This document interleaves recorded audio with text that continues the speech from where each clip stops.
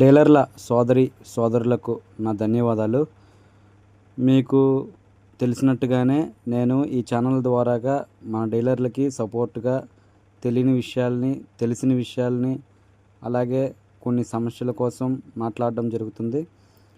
ఈ వీడియోలో కూడా మనకి కొత్తగా క్యూఆర్ కోడ్ ఫీడ్బ్యాక్ అనేది మనకు ప్రతి షాప్లో కూడా చేయమని చెప్పేసి మన అధికారులు మన మీద ఒత్తిడి తీసుకొస్తున్నారు. అలానే పని భారం పెంచారు కాబట్టి దాని విషయమై మనం ఎప్పుడు కూడా అధికారులకి మనం లోబడుతూనే ఉన్నాము.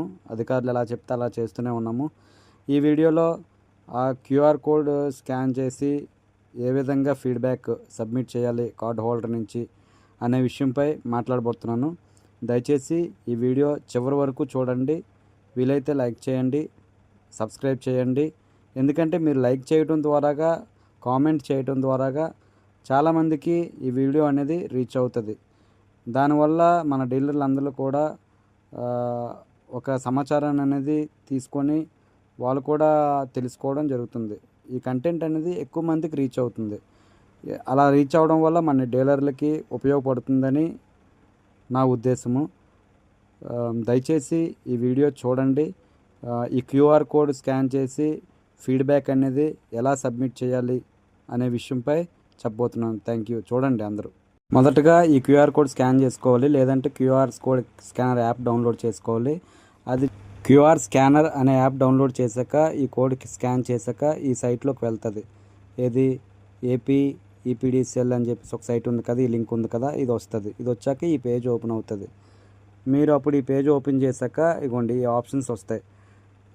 4 ఫీడ్బ్యాక్, లాస్ట్ది కాదు అని పెట్టాలి.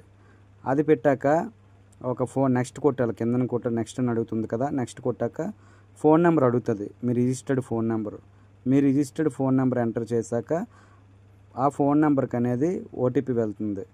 ఆ ఫోన్ నెంబర్ అనేది కార్డు హోల్డర్దై ఉండాలి. కార్డుదారుడి యొక్క పైన రేషన్ కార్డు నెంబర్ ఎంటర్ చేస్తాము, చివరిలో ఆ కార్డుదారుడి యొక్క ఫోన్ నెంబర్ ఎంటర్ చేస్తాము. ఈ 4 ఫీడ్బ్యాక్లు అన్నీ అవును అని పెట్టి కిందన చిల్లర విషయంలో కాదని పెట్టాక ఫోన్ నెంబర్ ఎంటర్ చేస్తాం కదా, ఆ ఫోన్ నెంబర్కి ఓటీపీ అనేది వస్తుంది. ఓటీపీ వచ్చాక ఆ 6 నెంబర్లు ఓటీపీ మీ ఫోన్లో ఎంటర్ చేశాక ఫీడ్బ్యాక్ గివెన్ సక్సెస్ఫుల్లీ అని వస్తుంది. ఫీడ్బ్యాక్ గివెన్ సక్సెస్ఫుల్లీ అని వచ్చాక మాత్రమే మీ ఫీడ్బ్యాక్ అనేది తీసుకున్నట్టు. సో దయచేసి ఈ ప్రొసీజర్ ఫాలో అవ్వండి. మీకు నచ్చితే 10 మందికి షేర్ చేయండి. Thank you.